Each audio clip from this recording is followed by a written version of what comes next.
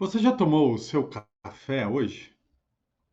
Você já se perguntou por que você tomou o seu café hoje? Você tomou porque gosta, porque ele te acorda, porque ele é um ritual?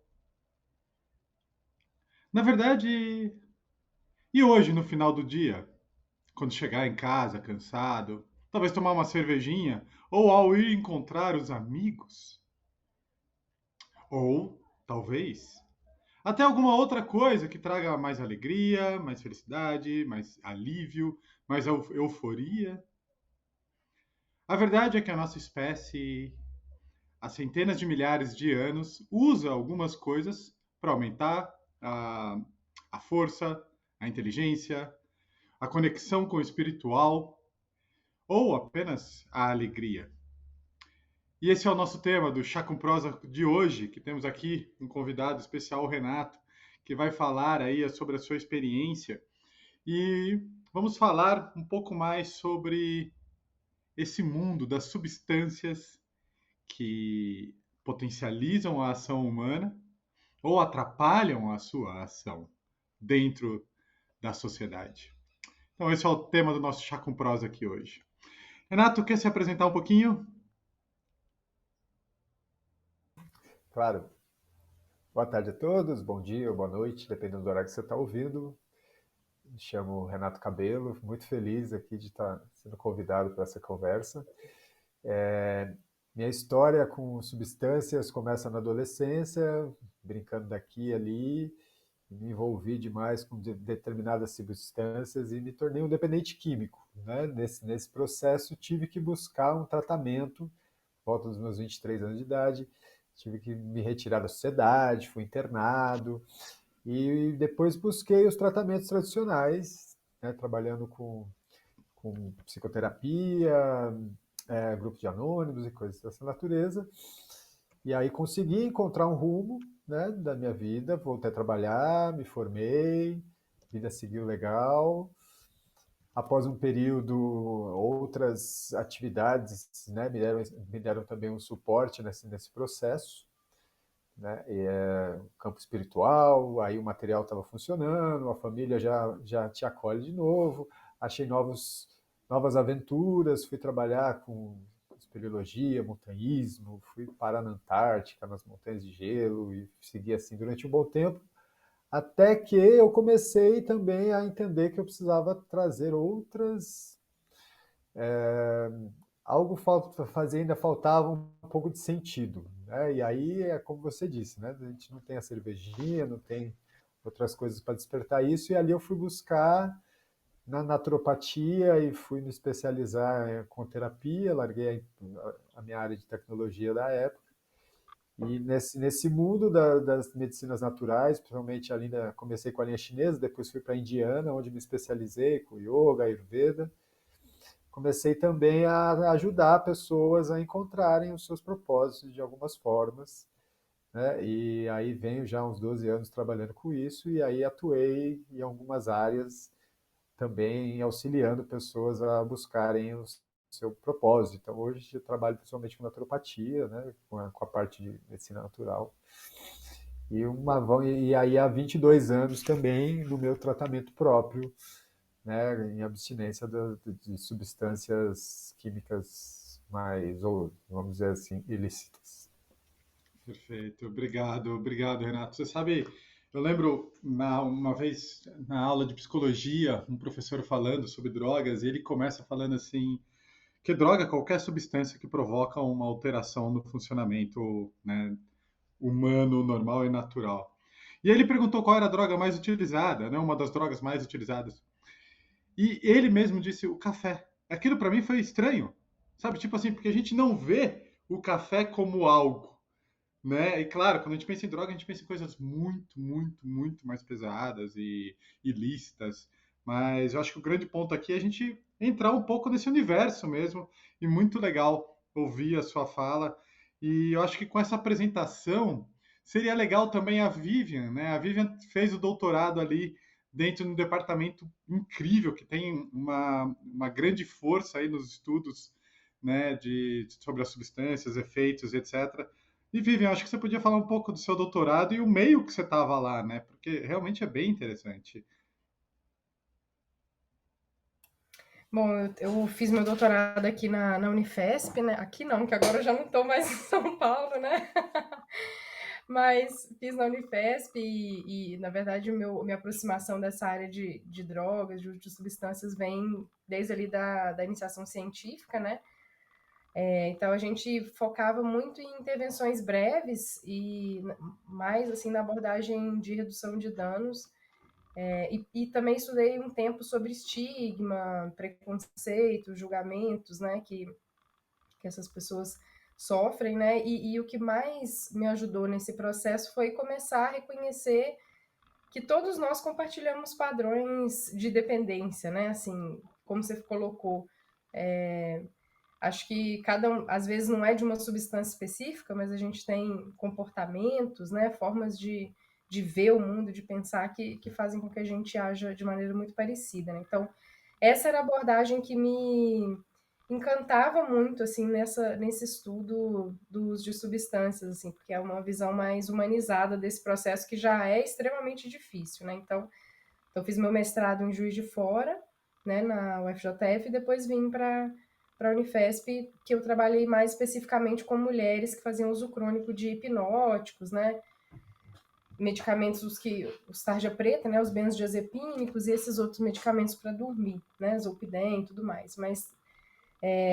então até meu caminho no mindfulness começou pela via do uso de substâncias ali, que eu treinei num programa específico para prevenção de recaídas, né, baseado em mindfulness. Então, essa é um pouco da minha história, assim, da parte mais acadêmica, né? E aí eu acho que é interessante isso que você estava colocando, né, Marcelo, do café, né, das substâncias, assim. Você até tocou um pouquinho lá no começo, na apresentação desse nosso tema, porque são substâncias psicoativas, né, assim, que alteram de alguma forma, ou potencializam, ou mudam de alguma forma o nosso funcionamento normal. E as psicotrópicas, né, como o Renato estava falando, são aquelas que têm mais um potencial de causar dependência, né, de química mesmo, né? Então, acho que é importante a gente trazer essas diferenças, assim, né? Mas o que eu tô realmente interessada é pensar nesse padrão de comportamento também que permeia o uso, né? Então, tem pessoas que fazem um uso de café que também não é nada saudável, né? Mas, claro que não dá para a gente comparar, talvez, os danos da dependência química, mas a gente pode pensar nos termos do comportamento mesmo, né? Aditivo, que não necessariamente está só relacionada a substâncias psicotrópicas, né? Tô com vontade de trazer mais um ponto aqui, sabe? Mas, bom, é uma coisa que eu tenho pensado, e talvez seja aí um bom tema para a gente abrir o olhar filosófico da coisa. Hoje em dia, todo mundo usa filtros. Vocês concordam? A pessoa vai pôr uma foto, né? Coloca um filtro onde aparece. A pessoa põe botox, né? A pessoa faz. É como se fossem filtros. E esses dias eu estava pensando quanto que a gente usa, quanto que a droga nos possibilita alguns filtros também. Por exemplo, o álcool. Né? O álcool não é um filtro social poderosíssimo, aonde eu fico mais desinibido, ou mais esperto, ou mais isso, ou mais aquilo. Não é às vezes uma maneira de eu não olhar como é a vida? Sabe aquela coisa do tipo, sentar na calçada com alguém não é tão legal quanto sentar na calçada bebendo com alguém. Sabe? Dá pra gente ficar horas sentado na calçada bebendo com alguém. Mas sem. E aí a gente vai falar que foi muito incrível, muitas vezes. Agora, é só sentar na calçada e ficar conversando, às vezes não é tão legal. Vocês entendem meu ponto? Né? Talvez Acho seja um que grande filtro. Diga, Sumo. sim. Acho que vem um pouco da reflexão do que motiva o uso, né? De substâncias, quaisquer for, né? Pode ser desde café até um psicotrópico, psicoativo, alucinógeno, enteógeno e por aí vai, né? Eu sinto que cabe bem, assim, aquela... Acho que é bem popular, né? A frase de... Qual é a diferença... Eu vou adaptar aqui. Qual é a diferença entre um alimento e uma droga? Aquilo que te nutre e aquilo que, não sei, como que a gente considera algo comum da droga, né? Aquilo que altera a nossa percepção da vida. Alguns até usam o termo que talvez não caberia em todas as drogas, né? Que seriam estados alterados de consciência, assim, de percepção, né? O que diferencia, né, uma coisa da outra? Algumas são mais estimulantes, outras são mais depressoras, outras são mais o quê? Distorsoras da realidade, o que seria? Mas o que motiva a gente a querer? Seria uma fuga ou uma busca, né? Acho que o Marcelo falou bem no começo. Eu acho interessante esse tema, assim. A gente sempre tá em busca de alguma coisa, mas muitas vezes a gente está fugindo de alguma coisa, né? De uma realidade que eu não suporto, ou de algo que eu estou precisando a mais para lidar com a realidade que tem à minha frente. É algo assim? Não sei se Renato. Eu vou trazer só um ponto e eu quero ouvir o Renato falar um pouco sobre a experiência dele. Para mim, você sabe que se você comer muita castanha do Pará, ela te envenena, né? Ela vira, né? Ela vai causar o mal. A semente da maçã também é muito tóxica, né? E se eu comer demais uma coisa, também vai me causar dano. O que eu ando pensando muito sobre a droga, que eu falei para vocês antes da gente começar a gravar, é que para mim a droga entrega. A droga entrega. E eu queria saber o que o Renato acha disso, sabe, Renato? Não, e eu acho que é até injusto falar, quero ouvir do Renato. Sabe, eu já bebi de maneira compulsivamente, numa determinada idade, fui viciado em nicotina de uma maneira pesada, a ponto de fumar 2 maços por dia. Você sabe que isso era tão forte que 2 anos após eu parar de fumar, eu pensava assim: meu Deus, eu nunca vou ser feliz como alguém que nunca fumou na vida. 2 anos após. 2 anos eu sentia uma necessidade e eu tinha inveja de quem nunca tinha colocado cigarro na boca, porque não ia ter aquela falta que eu tinha. Felizmente hoje eu não tenho mais isso, sabe? Eu me arrependo, não é que eu me arrependo, mas eu acho que eu não precisava ter bebido tanto quanto eu bebi quando eu tinha meus 22, 23 anos, minha época de Santo Tomé das Letras, sabe? Mas o meu ponto é que a droga entrega. Se você tá nervoso, tem o que você usar para diminuir o seu nervosismo. Se você está preocupado, se você está com medo, se você está querendo se achar espiritualmente, a droga entrega. Ela sempre entrega. E ela é poderosa mais do que qualquer outra coisa para entregar isso. Você concorda quando eu digo isso, Renato, e todos os outros também? Legal. Então, tem uma lenda que a gente ouve quando na Ayurveda, né, que tinha um mestre que ele pede para 3 discípulos andarem e encontrarem alguma coisa que não pode ser remédio. Aí um traz rocha, eu não lembro exatamente os elementos, vou dar uma adaptada. Um traz um rocha e tal, e o médico fala, não, isso pode ser remédio. Aí o outro procura, traz um cadáver putrefado. O médico, não, isso pode ser uma substância que pode virar remédio. Aí o terceiro vem e fala, não encontrei nada. E o médico fala, é isso. Toda e qualquer substância, ela pode ser um remédio e ela pode ser um veneno. Depende da relação que você estabelece e a quantidade que você usa. Né? A alteração de consciência, quem nunca chegou em casa desesperado para tomar um copo d'água e sentiu a sua consciência se alterar de um estado de irritação para um alívio imediato com um copo de água. Então, a nossa consciência está em interação com o nosso meio o tempo todo e com substâncias isso entra num relativo um pouco maior. Nossa questão social com drogas, eu acho que assim, a ciência trouxe uma capacidade de refino e de potencialização de determinadas substâncias que aí nos levam a estados que provavelmente para você atingir, você teria que fazer alguma coisa, né, seria muito difícil de você atingir esses estados alterados de consciência, né, sem o uso desses químicos.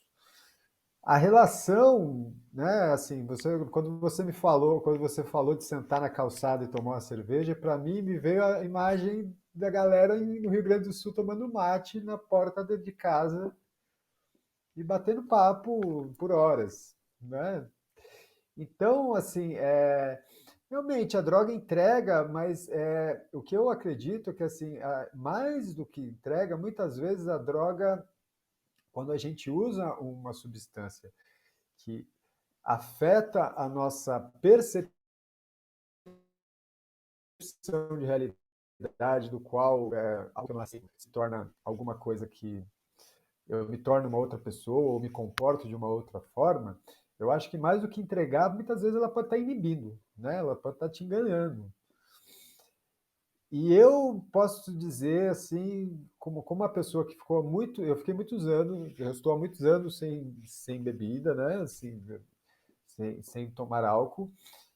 E eu trabalho em navios da Marinha, em lugares que normalmente, assim, algumas festas, né? Então, quando tá no porto, a galera bebe com força, né? Assim, os caras vão e bebe de verdade mesmo, bebe.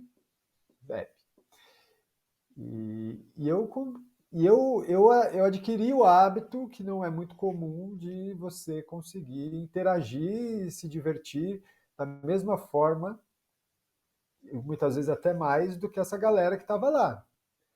Né? E eu consigo discernir, por exemplo, quando o papo tá chato, quando a coisa tá indo para um lugar que eu não quero, que eu não quero estar, embora antes de entrar nas presepadas. Mas é óbvio que eu também tenho muita clareza que isso não é para todo mundo, sabe? Tem uma galera que olha para mim nesses lugares e fala: puta, eu queria ser que nem você, eu queria não beber e ficar feliz, brincando, dançando. Eu olho pra galera e falo: cara, não faz isso não.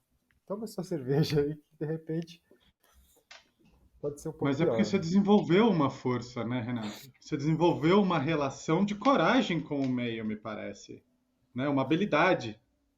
Eu tive muita sorte de brecar o meu uso muito cedo, né? Então eu tinha 23 anos. E durante um bom tempo eu não tive essa habilidade. Foi um lance de acerto e erro, persistência, coisas que talvez eu devesse ter aprendido na adolescência, eu tive que aprender na fase adulta.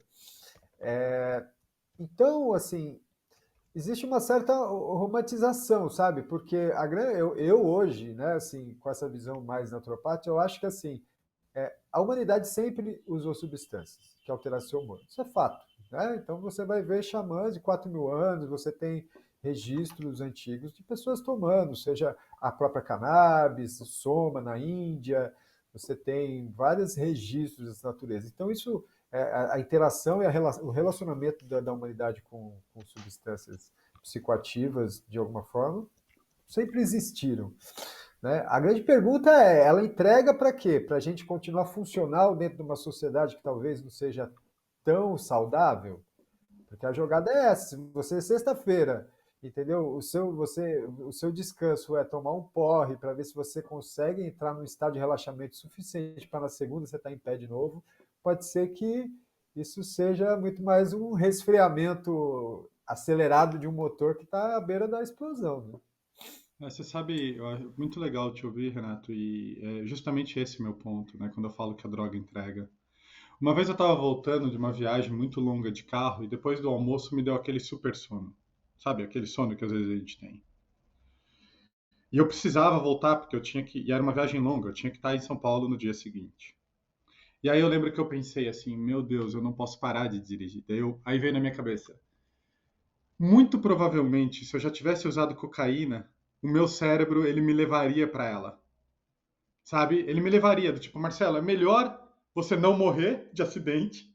Sabe? O trabalho é importante. Então o meu cérebro ele advogaria a favor daquela substância que ia me manter acordado. Né? E o que eu tenho visto é que a gente tem feito isso para muitas coisas. Claro, não necessariamente para cocaína, mas olha o uso de Alderol e a Ritalina. Ah, eu preciso estudar. Pum. Ah, preciso manter acordado. Toma 1 litro de café. Sabe? Ah, eu preciso relaxar, que nem você pegou e falou desse motor né, quase em combustão no final do dia. Muita gente usa a maconha para isso. Eu chego em casa todo dia, fumo o meu baseado, sabe? Isso diminui, só que as pessoas esquecem que a dor muda o comportamento.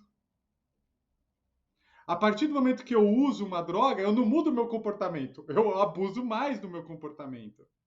E eu acho que a gente tem feito isso para tudo, sabe? A humanidade tem se apoiado nas drogas lícitas ou nas ilícitas e se perpetuando na sua relação com o meio. Então, quando eu falo a droga entrega, é muito mais nesse ponto.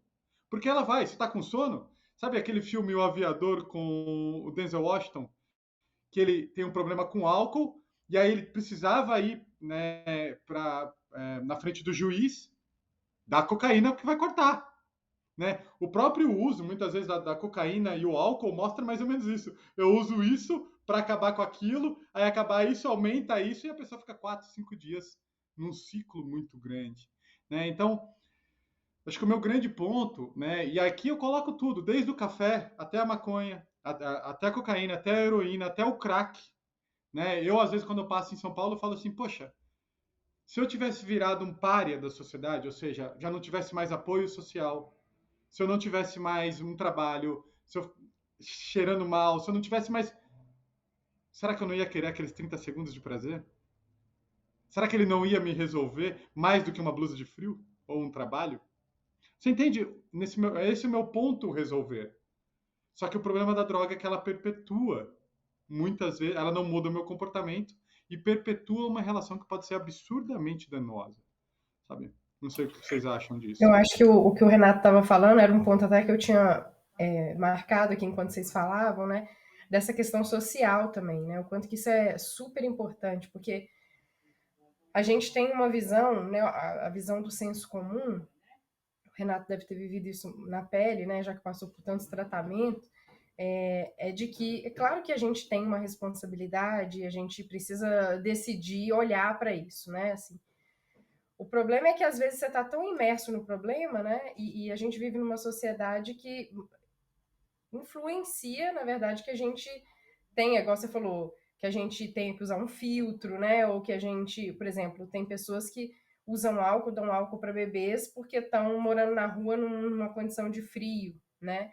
Então já são bebês que já desenvolvem uma predisposição maior à dependência por já terem tido contato numa idade tão jovem, né? Então tem uma série de coisas que eu acho que são questões sociais mesmo, né? Que também estão envolvidas nesse uso. Então eu acho que é importante a gente ter consciência disso, assim, né? Que a pessoa ela pode querer, ela pode olhar para isso, mas também tem uma questão social que é importante, né? Então, isso do álcool, né? A pessoa fala, muita gente fala, que a maconha é a porta de entrada, né?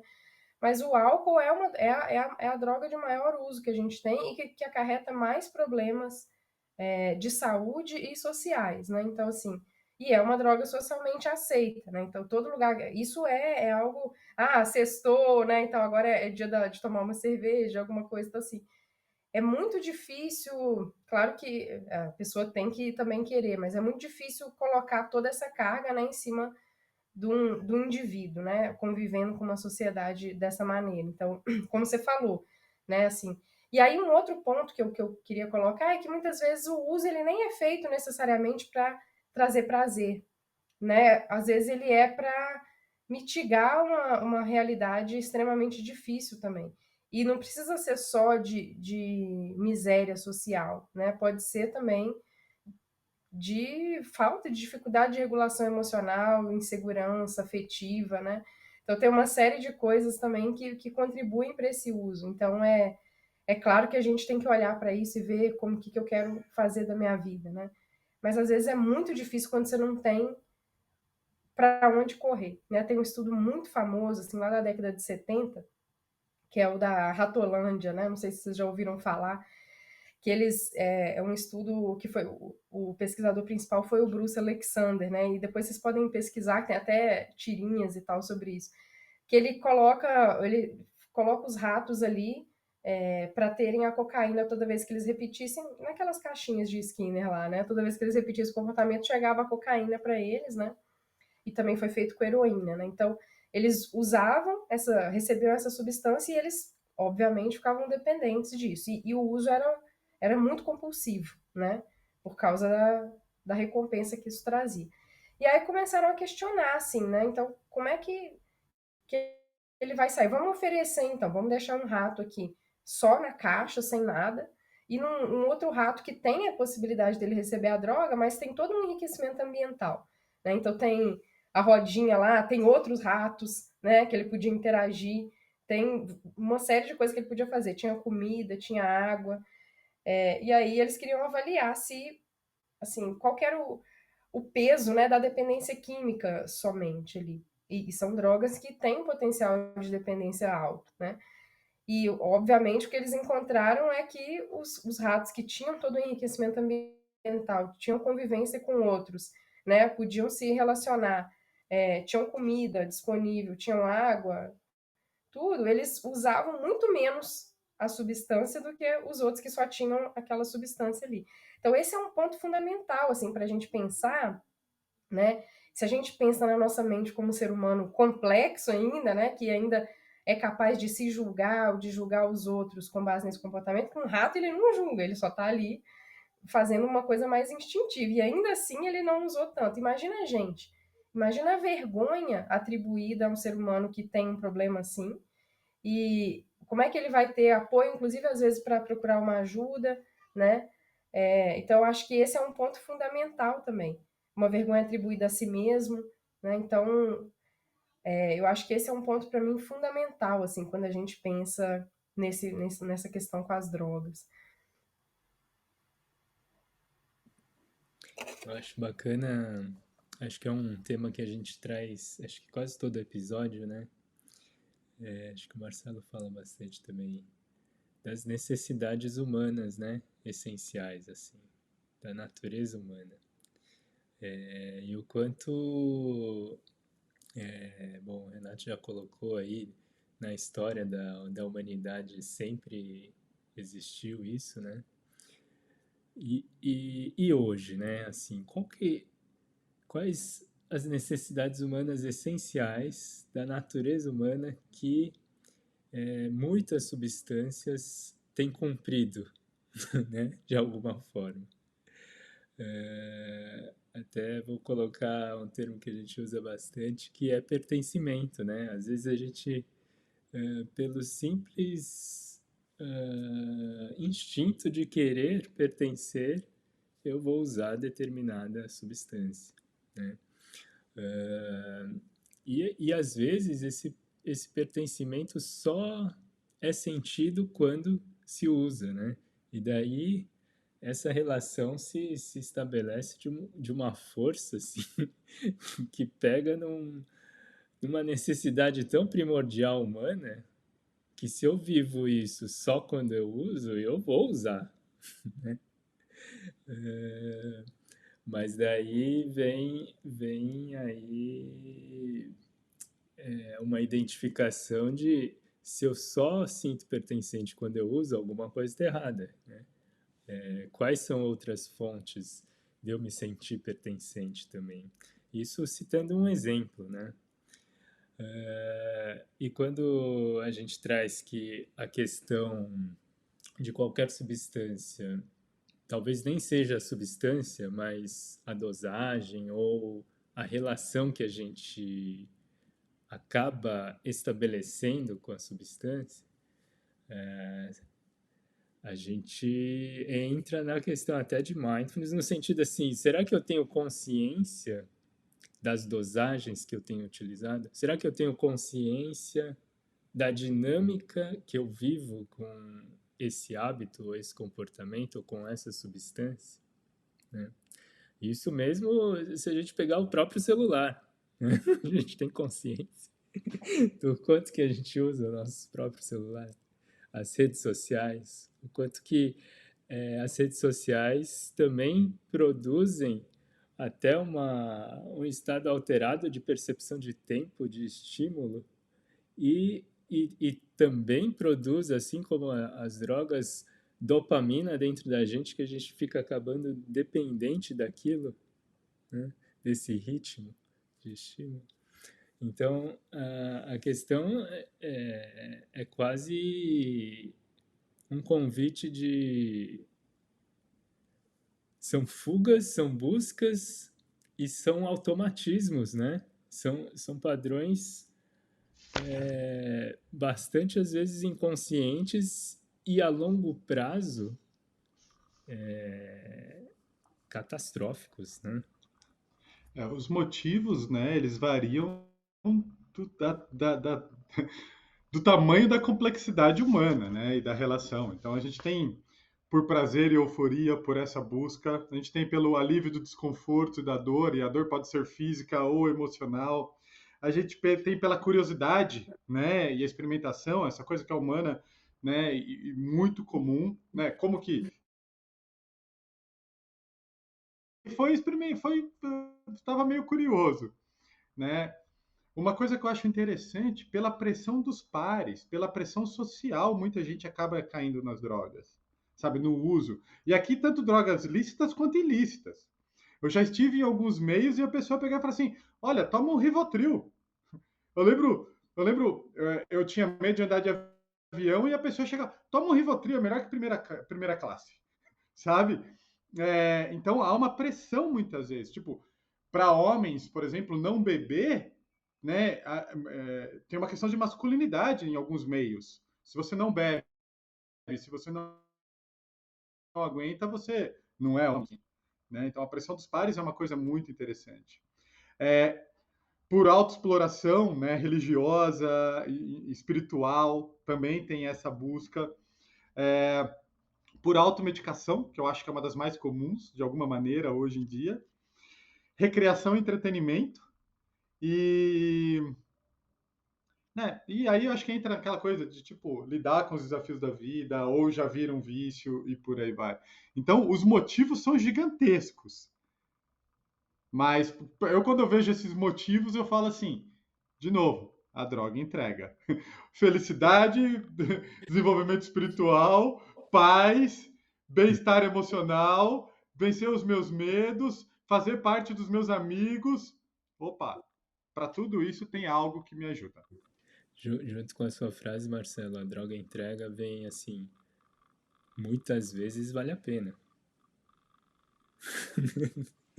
Por Então, isso que. né? Na Será? verdade, se a pessoa tomou um rebite ou cheirou cocaína e o carro não bateu, Ó, o Renato tá rindo aí, ele tá... Cara, eu penso assim,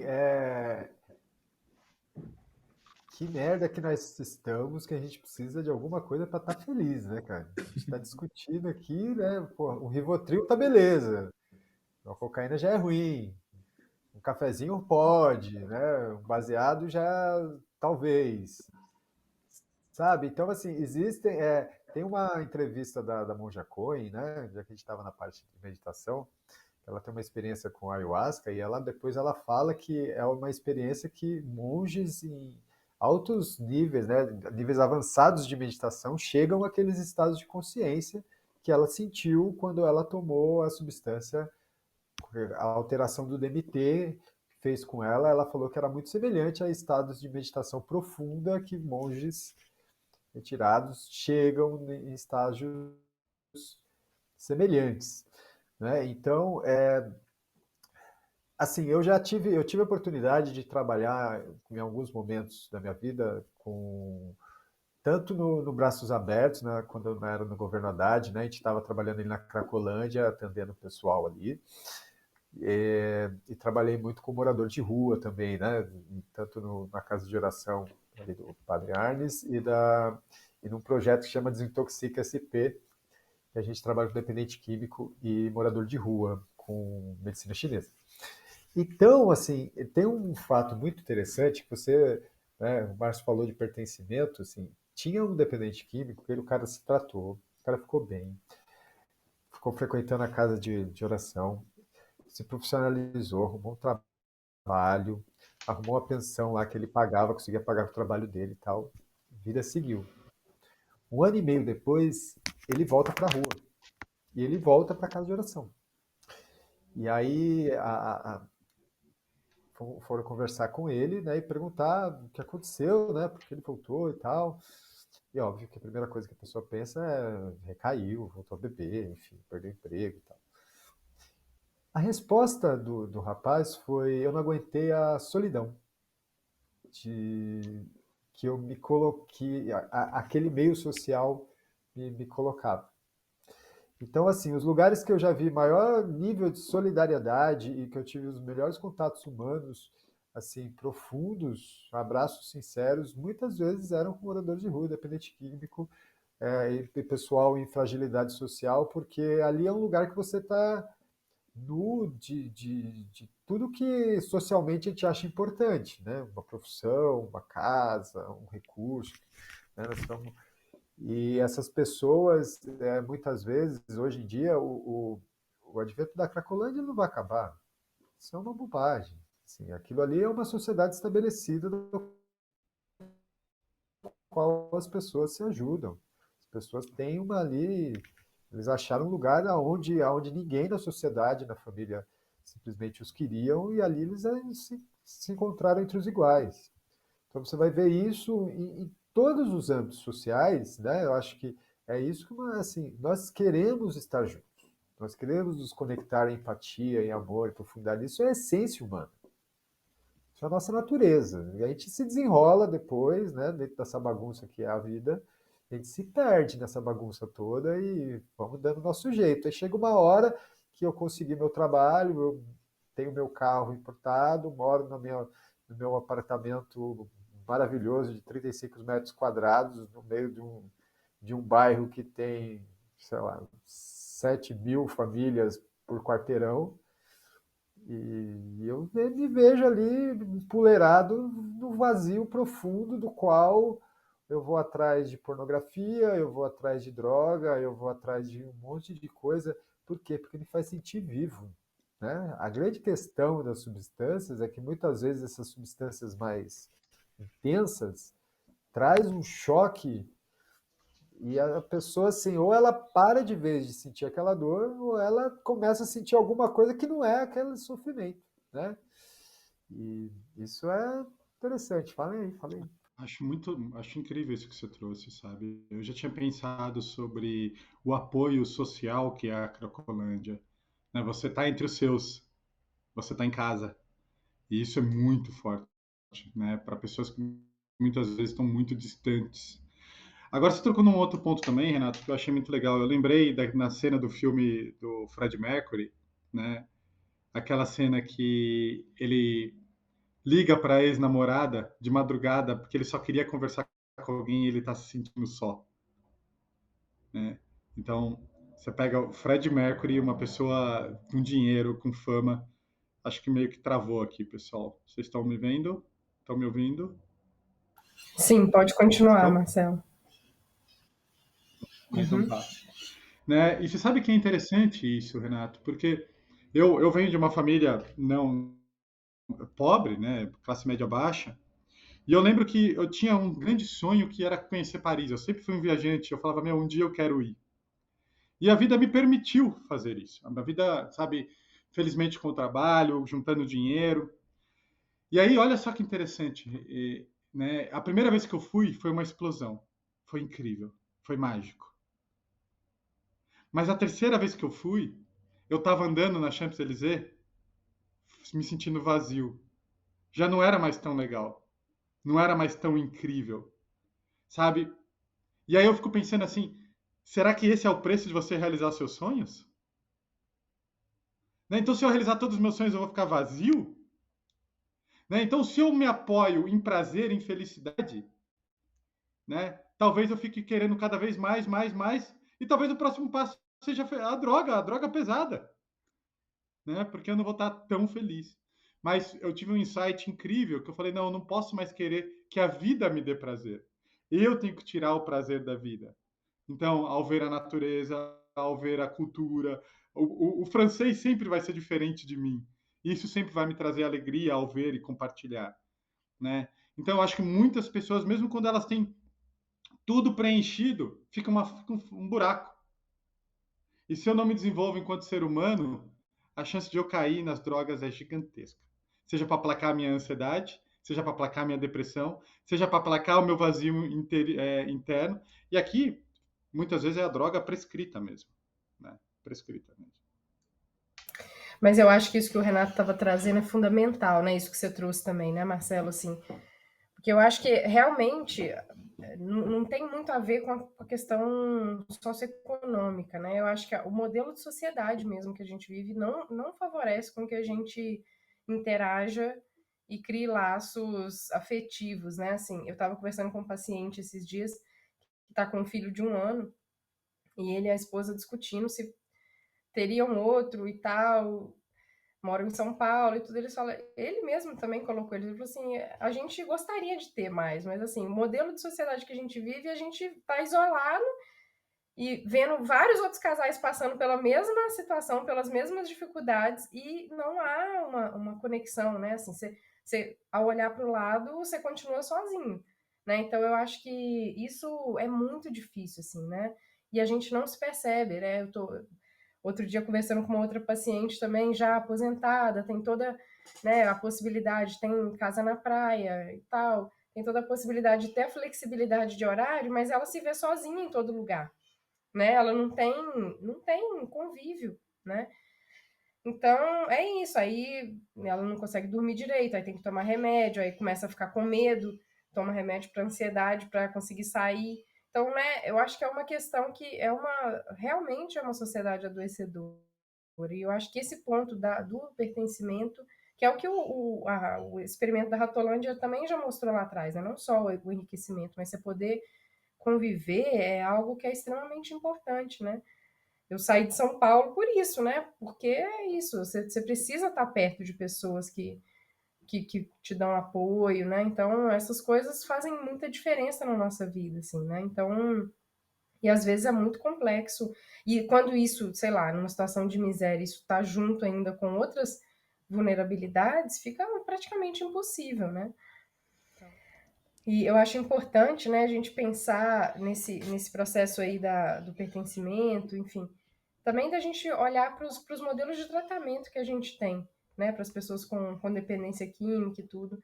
O Renato comentou ali que teve algumas experiências e tudo mais, mas eu acho que é fundamental, assim, a gente sair de uma visão muito julgadora, sabe? Como se qualquer lapso ou qualquer recaída fosse uma falha humana, né? Daquele ser humano e não do próprio processo de recuperação, né? Eu acho que,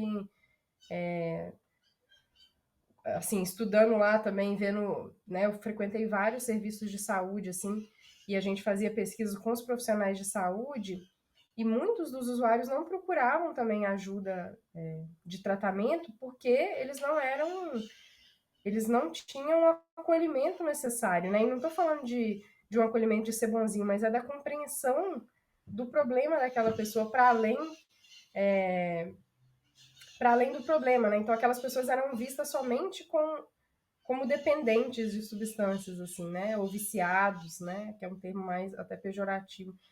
E não como um ser humano que tem uma questão, né? Então eu acho que isso é algo super importante, assim, quando a gente pensa no nosso olhar, né? Da gente refletir, assim, um pouco no nosso olhar sobre pessoas que têm algum tipo de problema com o uso de substâncias, né? Também.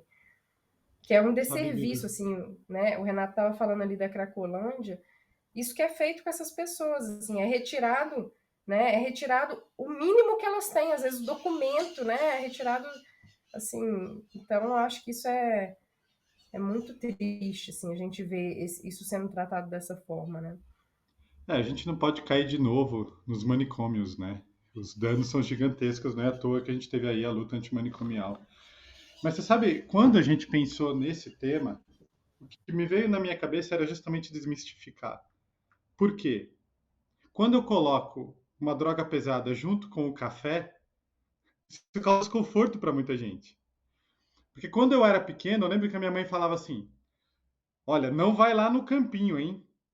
Que lá só tem marginal e maconheiro. Então, você cresce com essa fala, você cresce com esse olhar. E aí eu lembro com 15 anos que eu entrei em contato com um familiar que era uma pessoa que eu gostava muito, que me mostrou o que era maconha. Foi um choque. Porque, peraí, esse cara aqui é um cara que todo mundo gosta, é um cara legal pra caramba, não é marginal.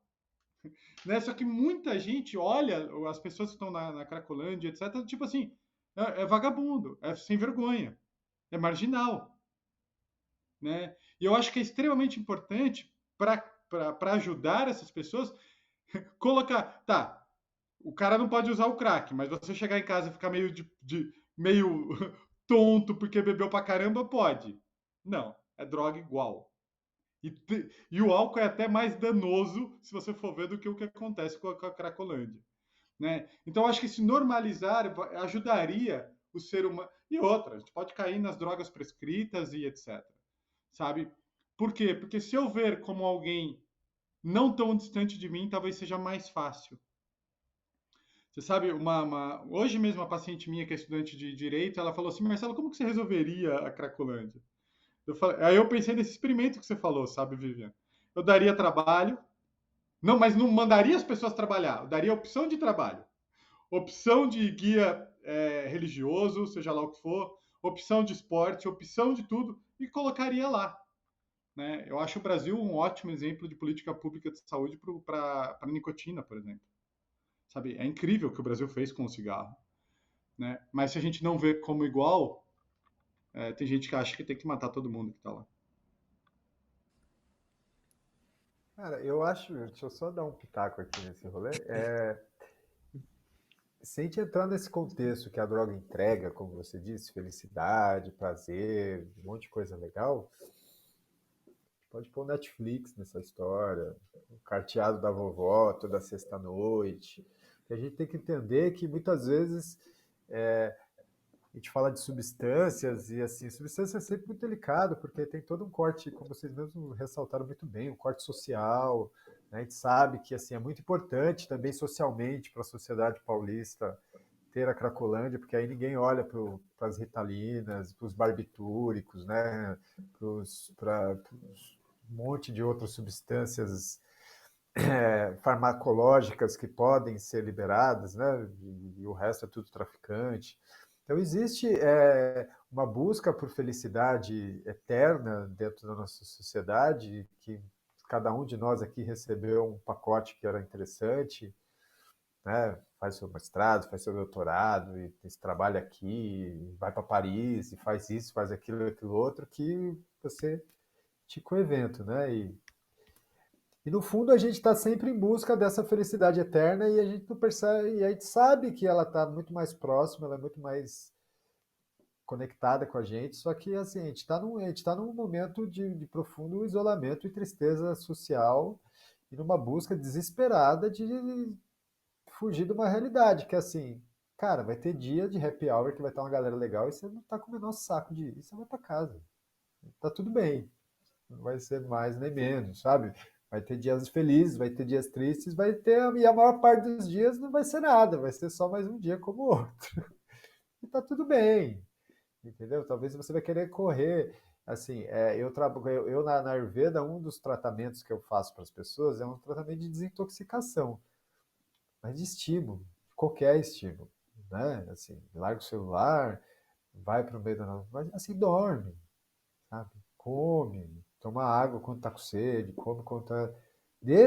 Conhece seu corpo, sabe? Fica ali 4, 5 dias sem fazer nada, assim, obrigatório, estimulante, e ver como ele reage. É uma coisa que, assim, estamos todos poluídos, né? Moramos em cidades das quais o ar é uma porcaria, então seu olfato é afetado, né? É excessivamente clara o tempo todo, então a sua visão está afetada, é ruidosa, barulhenta o tempo todo, então sua audição está extremamente afetada, você come uma comida extremamente ultraprocessada, cheia de glutamato, cheia de estimulantes, então seu paladar foi embora também, e você não toca ninguém, né? Você não encosta ninguém, está todo mundo coberto, preso, você não pisa no chão, né? Porque você está com sapato o tempo todo. Então, quer dizer, os seus 5 sentidos, que é o que te torna humano, eles são todos poluídos. Eles não existem. Eles estão todos uma porcaria. Então, partindo desse princípio, você não consegue se conectar com você mesmo, nem se conhecer. E aí, daí a barranca abaixo. Você acredita num monte de ilusão, inclusive que A Torre Eiffel, quanto mais você for, mais brilhante ela vai ser, até você entender que não é. Né? Então, eu acho que assim, aí nós vamos buscar algo que nos estimule a nossa consciência, né? Seja ela uma substância, seja ela um, uma maratona de séries que me levem para algum lugar que não seja a droga da minha vida, né? Ou para qualquer outra coisa emocionante, fazer alguma coisa errada, porque pelo menos aquela coisa criminosa que eu faço me traz uma emoção que é algo que eu não sinto há muito tempo, a não ser tristeza. Então, é isso, assim, né? É um nó bem complexo. Onde quais as drogas, muitas vezes eu falo, ela tem uma função, de repente, até importante de evitar uma implosão social e um caos ainda maior, como ela já foi usada em outros momentos da história. Achei muito boa a sua fala, Renato. É, gostei da frase, qual é que é a droga da minha vida? Né? Ou qual que é o vazio que eu estou preenchendo com essa droga? Né? E para mim, acho que quando você contou da história, integrando aí as histórias todas, me vem muito o quanto a droga ou as substâncias ou o uso, né? E os sentidos, né? Os nossos órgãos, os sentidos, estão muito relacionados com uma felicidade muito restrita à vida hedônica, né? À vida de prazeres sensoriais, né? E de fato eu acho que a dinâmica das substâncias e de outros, né? Assim como ir para Paris, ela tem uma tolerância, né? Ou seja, você recebe uma dose, tem um bem-estar, você fica gostoso. Você tem a mesma dose, tem o mesmo bem-estar, fica gostoso. Esse bem-estar já não é suficiente, né? Então você quer mais e mais e mais e mais para sentir um bem-estar e nunca vai estar satisfeito por esse prazer hedônico que não cessa, né? E não sacia. Então a gente tá simplesmente se debruçando num só tipo de felicidade, num só tipo de prazer, num só tipo de sentido para a vida, né? E é interessante como isso, em alguns momentos, a gente se realiza para tudo, né? Assim, pode ter o dinheiro que tiver, o restaurante que tiver, o apartamento que tiver, e tá um vazio, né? Tem todos os prazeres hedônicos possíveis, sexo, mulher, não sei o que, tudo, comida, bem-estar, e tá um vazio ainda. Então você preenche essa felicidade hedônica, de prazeres sensoriais, e ainda resta um vazio, né? E por ter esse vazio e por se viver assim, eu lutei tanto para isso e eu estou com um vazio. Eu fico desesperado e daí na droga, numa experiência que me altera a minha percepção da minha vida, isso traz um alívio porque isso existe ainda mais uma intensidade maior, né? Pelo que eu entendi aí. Agora faz sentido a vida porque eu vivi uma intensidade inédita na minha vida. E daí eu vou buscando por intensidades inéditas a todo momento. E daí a gente está num ciclo, sem querer, de busca incessante, né? E daí eu me perdi nessa realidade que eu estou querendo construir para fazer sentido à minha existência. E eu me perdi nisso, assim. O tempo é curto aqui, né? Eu ia até convidar vocês a cada um expressar um pouquinho alguma experiência, né? De uso de substâncias e experiências hedônicas, talvez, que, nos traz isso, né? Mas antes disso, um convite para a gente perceber que existe outros tipos de felicidade, que não só de prazeres sensoriais, né, que substâncias promovem. Mas existe um mistério, eu diria, interno na vida que tem um prazer também e traz uma felicidade, né? Uma felicidade que independe da condição externa, das sensorialidades externas da vida. Existe um prazer, existe uma felicidade também que independe disso, né? E daí vai do nosso interesse em enxergar além desses prazeres sensoriais, nessa forma de existência que temos, né? É um convite para todos nós explorarmos a nossa natureza e multidimensionalidade humana. Bom, uma experiência que eu tive com o uso de substâncias é que, assim, o uso de substâncias, mesmo sendo enteógenas, né, aquela que produz Deus dentro da gente, que os antigos usavam em tradições, em rituais, eu sinto que eu sou muito sensível, assim, e muitas delas, apesar do seu efeito de trazer uma percepção maior e ampliada, ela tem uma toxicidade para o aparato biológico, assim, né? Senão não traria tanto desgaste, eu diria. Eu diria que tem algumas que não traz tantos desgastes, né? Não tem tanta toxicidade aparente, e isso é muito individual. Mas um insight que eu tive, quando eu tive uma experiência, eu falei assim, pelo amor de Deus, é isso que... Será que um drogado vive essa alteração do estado de consciência? Como que se sustenta isso, né? É impressionante se sustentar nisso. E para mim, assim, isso é, assim, perigosíssimo. E o quanto o mais importante nesses usos era a relação com as outras pessoas, na partilha das experiências. Porque a gente acaba ficando louco no sentido de perceber, acreditar numa realidade que não existe exatamente e não se compartilha. Então, bom, não sei se deu para entender alguma coisa do que eu disse, mas foram ideias e percepções que surgiram que possam contribuir aí.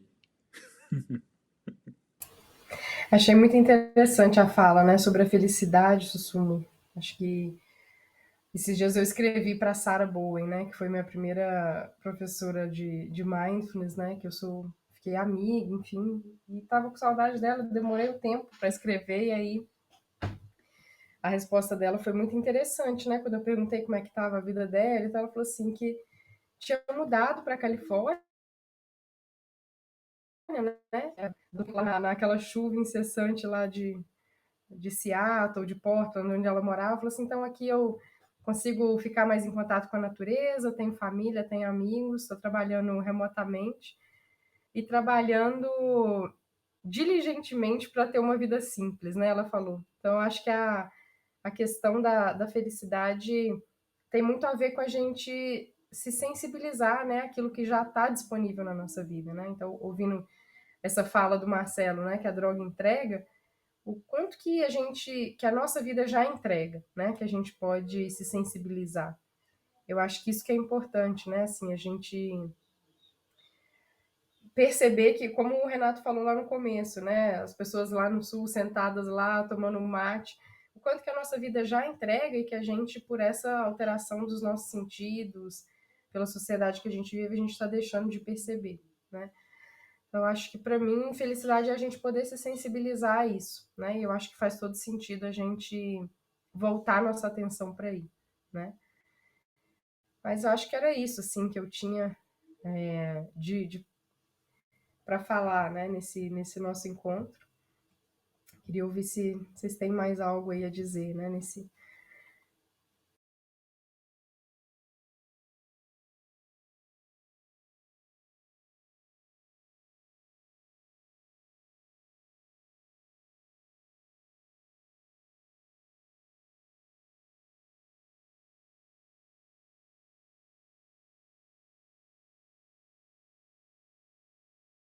Acho que voltou agora.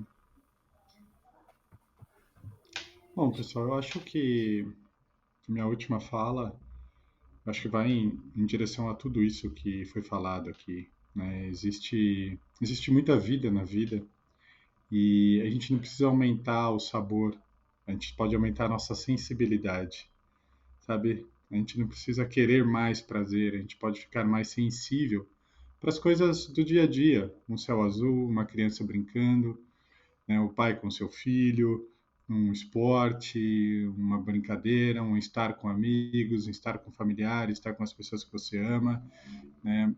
Eu brinco, né? Eu moro em Mogi, que é perto de Bertioga. Eu falo, se você não vê beleza em Bertioga, tampouco você vai ver beleza nas Malvinas, né? E realmente a felicidade não está lá em Paris, não está no título de mestrado, doutorado, no finalizar a graduação, né? A felicidade está dentro de você e como a gente olha a vida, né? Então, é melhorar o nosso olhar e não o que a gente está olhando, porque senão o céu é infinito e a gente sempre vai querer mais, mais, mais, mais, mais, e isso é perigoso.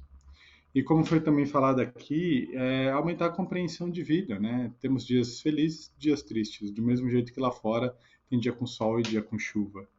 Então, aumentar essa sabedoria, essa relação com a vida, porque a vida tem altos e baixos, né? Então, não dá para maquiar, não dá para usar o filtro, como eu falei.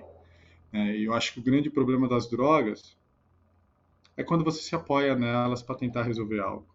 Eu acho que se você está atento, né, tem pesquisadores que falam que talvez seja até interessante, como o Susumu pegou e falou aqui, né?